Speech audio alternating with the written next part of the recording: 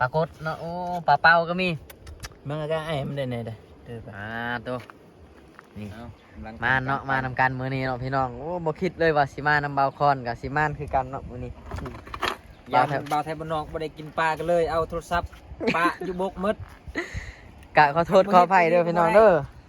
บ่ได้อันถ่ายคลิปเนาะตอนหาปลาเนาะเพราะว่าโทรศัพท์โทรศัพท์ตกน้ำในกระเพาะแล้วเนาะถ้าเป็นกล้องโกโปรนี่อาจสิจมน้ำให้พี่น้องเบิ่งได้อยู่อันนี้เป็นโทรศัพท์เนาะก็เลยว่าบ่ได้ถ่ายตอนหาปลาเนาะโทรศัพท์ตกน้ำเนาะนี่บางคนก็เอิ้นว่าปลาแคลมูบางคนก็เอิ้นว่าปลาไหลไก่เนาะโอ้ยคนเฮานี่เอิ้นตั้งบ่คือกันเนาะทุกคน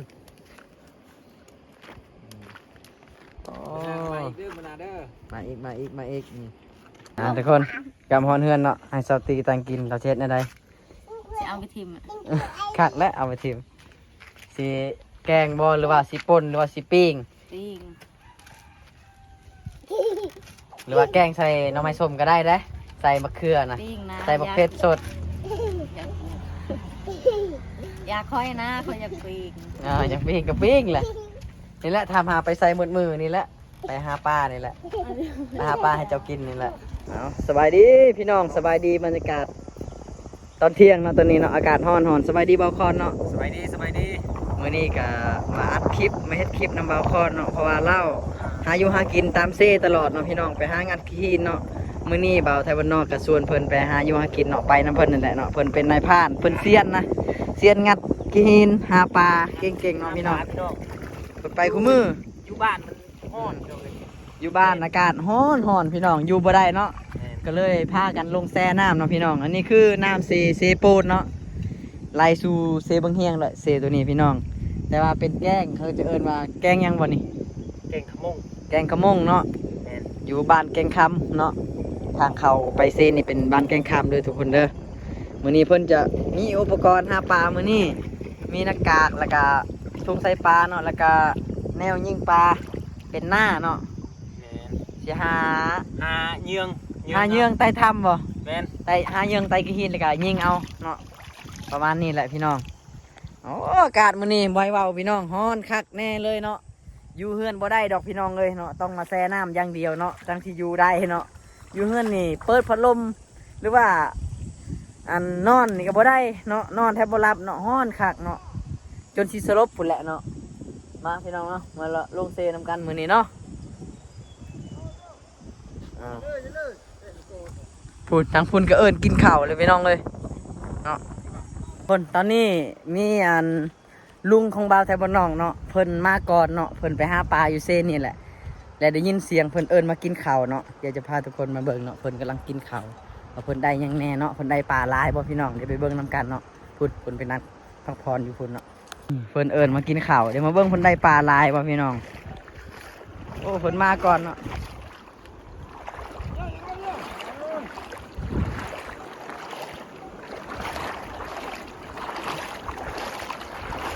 โอ้สามสหายเนาะมื้อนี้เนาะปกติเพิ่นจะนั่งพากันกินเหล้าอยู่เฮือนเลยพี่น้องแต่มื้อนี้น่ะอากาศร้อนเนาะเพิ่นว่าอยู่เฮือนบ่ได้เลยพี่น้องเนาะเลยลงเซเนาะ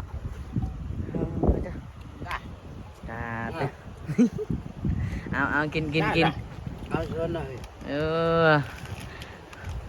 มีแต่ผู้บ่าวอายุ16 17เนาะผู้บ่าวน้อยขึ้นใหม่หัวกะสีขาวๆจักน้อยเนาะประมาณนี้แหละทุกคนไม่เอ้ยแบบจ้าเหรอเบิ้ลบ่ชื่อเบิ้ลบ่จ้านะเบิ้ลว่าจ้านะนี่เนาะโอ้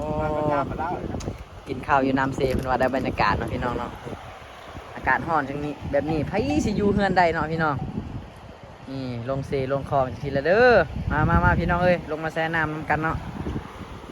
นี่ซอยจำทีเลยเนาะผัดใส่แจ่วที่สูบบ่แจ่วน้ำพักเนาะประมาณนี้เลยน้ำพักนี่เลยพี่น้องคนใดร้ายเนาะปลาเต็มคลองเลยเพิ่นว่าเพิ่นว่านแห่เนาะมื้อนี้เนาะนี่เซียนว่านแห่เด้อเซียนว่านแห่เซียนเหล้าขาวก็ว่าได้เนาะยามดองนี่บ่มีตู้ก็เต้นได้เด้อเพิ่น เอาเนาะทุกคนเนาะงัวที่อยู่ตามแคมเซ่นี่เนาะที่หมู่บ้านอยู่ตามแคมเซ่นี่งัวแถวนี้น่ะลอยน้ำเก่งเบิ่งเนาะพี่น้องเบิ่งโอ้มันบริยานได้น้ำเลิกสำใดก็ลอยมาเลยเนาะโอ้ตัวพี่น้องเบิ่งตัวน้อยๆฮะคิดว่ามันสิจมง่ายๆบ่จมเด้องัวก็ลอยน้ำเก่งซ้ำกับตัวควายคือกันเนาะและกาลอยเก่งกว่างัวก็คือพุ่นเนาะ2 คนมุนลอยน้ำเก่งเนาะนี่บูสิได้หรือบ่พี่น้องเอ้ย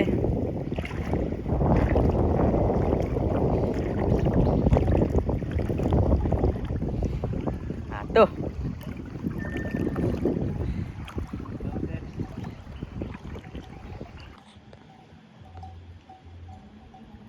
นี่เนาะโอ้บ่าวคอนกำลังมุดหาปลาเนาะเพิ่นเอาไฟทรายแยงไว้ในถ้ำเนาะ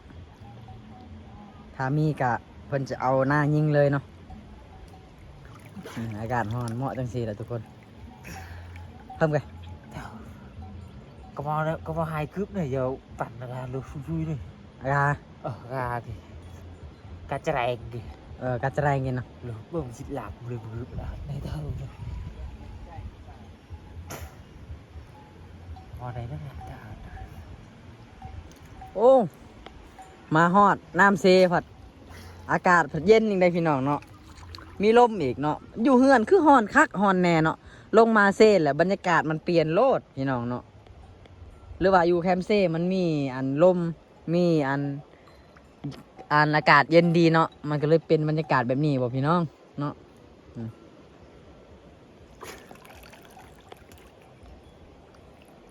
ยังมาเจอปลาเลยเนาะเบิ่งเอาเด้อทุกคนเด้อเพื่อสิได้ปลาตัวหนึ่งกับบ่แม่นง่ายๆเนาะมุดเบิ่งเอาคักๆเห็นแล้วก็จังเอายิงเอานามายิงเนาะเด้อ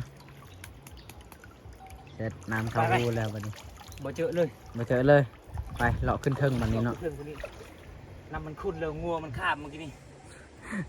งัวข้ามเทิงเมื่อกี้นี่เนาะน้ำคุณมาเลยโอ้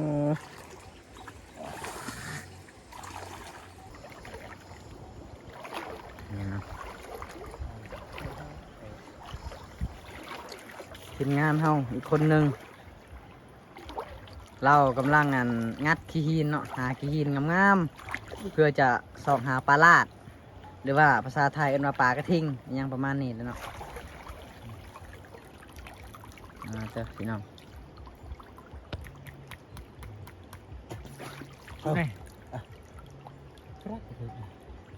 tiếc กำลังสอบหาทำเนาะทำตัวงามๆแล้วก็งัดโอ้ลงเส้นเนี่ยอากาศเย็นดีคักขนาดทุกคนจนไปอยากเมื่อเลยเนาะแต่ว่าน้ำยังขุ่นเนาะเพราะว่าเขาเจ้าน่าจะเอาขี้ทรายหรือว่าดูดขี้ทรายอยู่เถิงเนาะประมาณนี้แหละก็เลยน้ำเห็ดในน้ำมันยังขุ่นอยู่เนาะ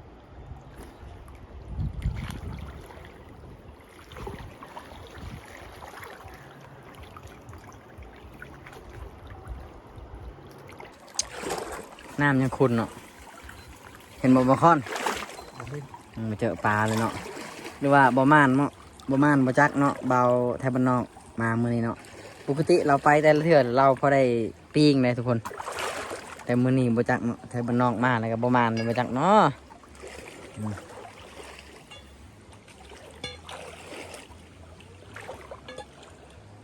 เอ้ย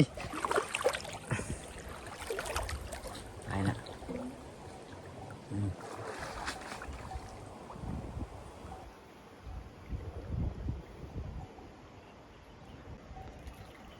บ่าวคอนจะทำการงัดขี้หินอีกแล้วเนาะวันนี้มาลายรอบเลยยังไม่ได้จักโตเลย ยังบ่ได้มานจากตัวเนาะ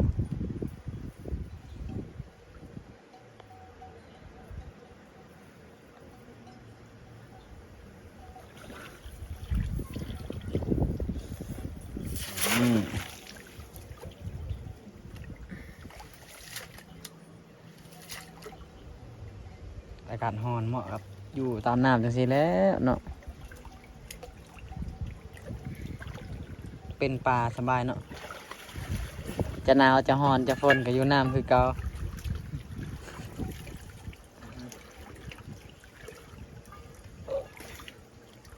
ไปกินเลยนะกินเลยมาเลยเจอเจอจังได้โอ้โห โอ้หลอดแล้ว รอดแล้วตัวหนึ่งวะ ตัวนึง ปลายังวะ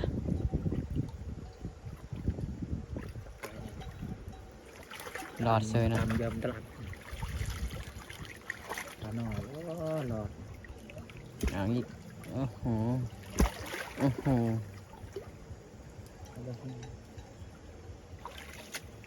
สั่งเลย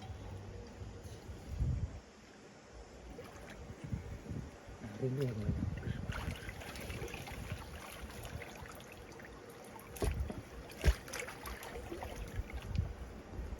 แหงขนาดเนาะที่เพิ่นงัดนี่แต่ว่าปลาบออกเนาะหรือว่ามูมีป่ามันยักเนาะ มี เอาพี่น้องตอนนี้ก็ได้ขึ้นมาจากน้ำเซแล้วเนาะโอ้ยฮ้อนเนาะมืดมืออากาศฮ้อนมื้อนี้ก็แช่น้ำมืดมือเนาะแช่จนขี้คร้านขึ้นจากน้ำหมดแล้วเนาะพออยู่ในน้ำโดนๆแล้วก็อุ่นอีกบัดนี้เนาะพอขึ้นมาเวิร์กก็หนาวจังใดเนาะบรรยากาศพี่น้องทีมงานเซียนหาปลามื้อนี้เนาะขึ้นมาแล้วแต่ละคนเบิด3-4 คนนี่แหละเนาะวันนี้เซียนยิงเอาวันนั้นเซียนนั้นงัดขี้หินแหละเนาะงัดอันขี้หินที่อยู่ในปลาเอ้ยปลาที่อยู่ในหินเนาะ เดี๋ยวสิโชว์ผลงานให้พี่น้องเบิ่งเนาะนี่แหละผลงานกัน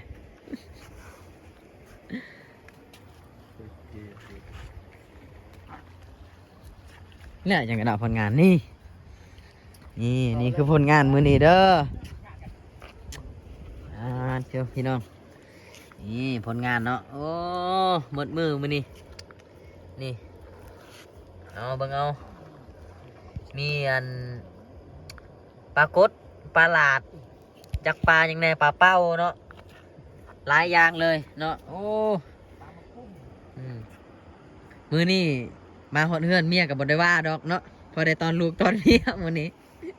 มืดมือมียังตอนนี่เสียนเนาะเสื้อเรื่องนี่เด้อเสื้อเรื่องกับเสื้อสีน้ำตาลนี่เนาะเสียนเนาะเสียนหาปลาผู้ใดอยากกินปลาลาดบอหรือปลาอากาเองเนาะก็ไปหากระเจ้าเด้ออยู่เซโปนนี่แหละบ้านเก่งคำเนาะ เอาคลิปได้ ปนบัดนี้ก็พอได้ปนแล้วมือแรงเนาะมาหอนเฮือนเนาะพี่น้องเนาะมืดมือมื้อนี้ก็ได้เพราะว่าอากาศร้อนอยู่เฮือนก็เลยว่าพากันไปต้นน้ำนี่แหละหาอยู่หากินนี่พี่น้องมื้อนี้ก็มานเนาะนี่อันนี้แม่นซื้อจังไดวะซื้อบาวยังนี่ บรูเฮดทีเค บรูเฮดทีเคเนาะแล้วทางนั้นบาวอันคอนชนบทเนาะอันนี้เบาต้มเนาะเบาต้มงานคีนเนาะโอ้พี่น้องกำลังปั้นกันเด้อตอนนี้เด้อ ตะลีจะยบเด้อ ตอนลงไปเมื่อกี้นี่มันบ่ได้เนาะก็เลยพากันบุกยันเบาไทยบ้านนอกบ่ได้กินปลา โอ้ได้กินแล้วนี่มานแล้วพี่น้องเบิ่งเนาะโอ้นี่เนาะปลาเคิงปลาลาดปลากดเนาะโอ้ปลาเป้าก็มี มันก็ไอ้มันได้ไหนเด้อ ตัวนี่มาเนาะมานำกันมื้อนี้เนาะพี่น้องโอ้บ่คิดเลยว่าสิมานำเบาคอนกับสิมานคือกันเนาะมื้อนี้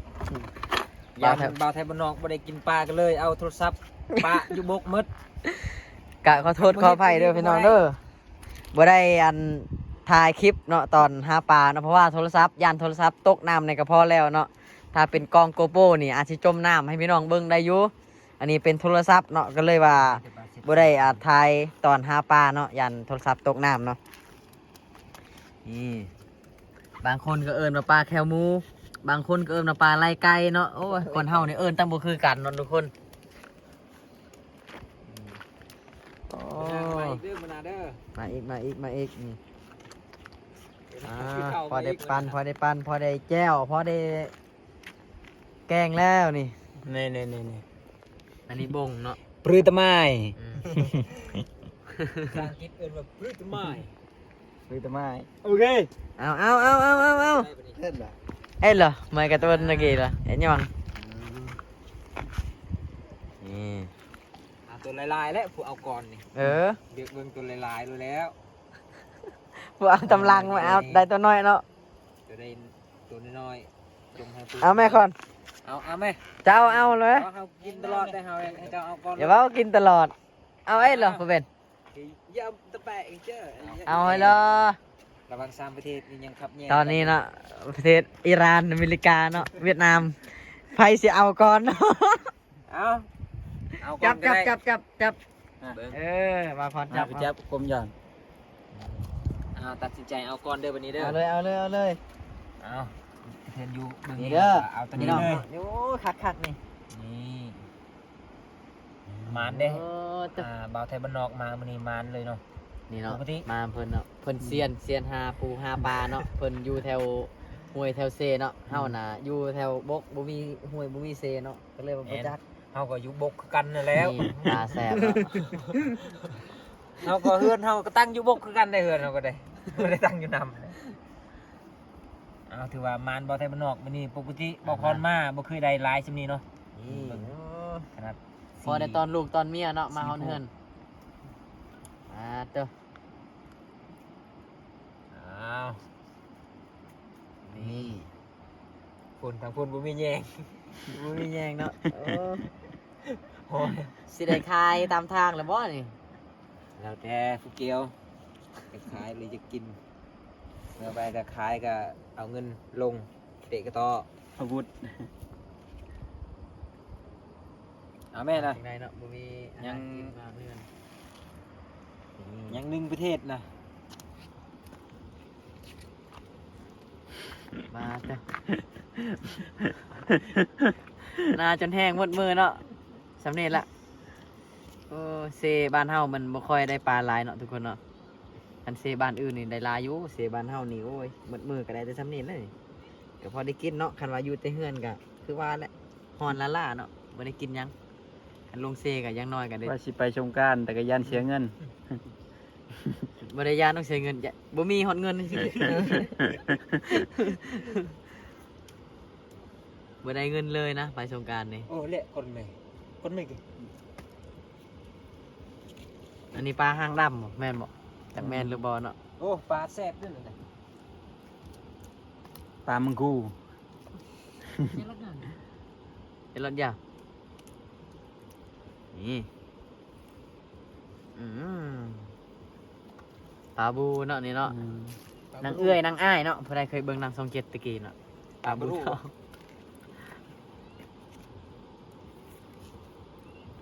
ก็ได้คุมยาวไปพี่คุมยาวมันก็ได้ครับ ได้หลายกว่าหมู่เนาะเพราะว่าค่อยได้ใส่บ่มีแยงเนาะใส่ใหม่จังซี่ได้หลายกว่าหมู่เนาะผู้ที่บ่ได้ใส่แยงก็ได้น้อยเบิ่งไปทุกคนเมื่อบัดนี้เนาะ เรียกคุมยาวเหรอ โอเคทุกคนนี่เนาะนี่ นี่คงคือ มื้อหน้าเดียวลุยกันใหม่เนาะมื้อหน้าเนาะนี่ บอก ผมไม่เนี่ย นี่บรูฮิติเคเนาะโอ้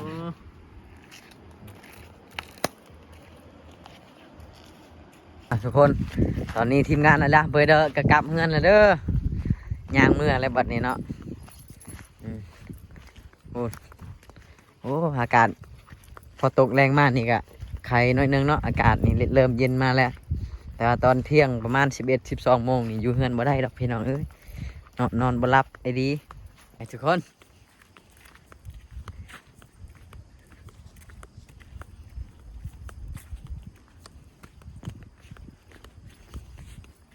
ทุกคนกำฮอนเฮือนเนาะให้สาวตีตังกินเราเช็ดอะไร จะเอาไปทิมอะ คักและเอาไปทิมสีแกงบอหรือว่าสีป่นหรือว่าสีปิ้ง ปิ้ง หรือว่าแกงใส่หน้ำไม้ส้มก็ได้เด้ใส่มะเขือนะ ปิ้งนะ ใส่มะเขือสด อยากค่อยนะค่อยอยากปิ้ง อย่างปิ้งกับปิ้งแหละนี่แหละทำหาไปใส่หมดมือนี่แหละไปหาปลานี่แหละไปหาปลาให้เจ้ากินนี่แหละ เต้นบอก ว่าอยากแตรก็ได้ปิ้งเลยกันอยากแตรก็แตรก่อน เ กินน่ะสะหันเลย บ่แตกก็ได้ปิ้งเลยเสียนี่บ่แม่นเสียต่อไปเสียเขาตอม่วง เอาดีๆจบเจือ จบเจือและแตรบ่แตรก็ได้ตะโกะเลย แกงเลยมายังจอดก่อนมายังในมือเจ้า จ้อเงินก่อน ทุกคนสตีสิแตงกินชูกินวันนี้เพิ่นสิเฮ็ดอะไรกิน จริงเหรอเนาะ ปิ้งเอาบ่แกงเอานะกินแล้วปิ้งไปเช้านี่นี่กินแกงแต่ไม่ใช่น้ำไม้ส้มฮะจะปิ้งตัวหนึงแล้วก็แกงน้ำเนาะอืม ที่เรื่องละแกงไงเจ้า อืมนี่แหละมาหอนเงินก็ให้เมียแต่งอยู่ก็กินเนาะพัวไปหากินกับเมียแต่งกินนี่แหละชีวิตพี่น้องพี่น้องนะพี่น้องของกินสุกแล้วบัดนี้เนาะเอาเลย ผักพี่น้อง ตะกูด แกงใส่ผักกูดแล้วก็ใส่หน่อไม้ส้มเนาะ อืม เด้อพี่น้องมามันก็ชุดๆเลยเนาะปลาปลากดเนาะพี่น้องเนาะ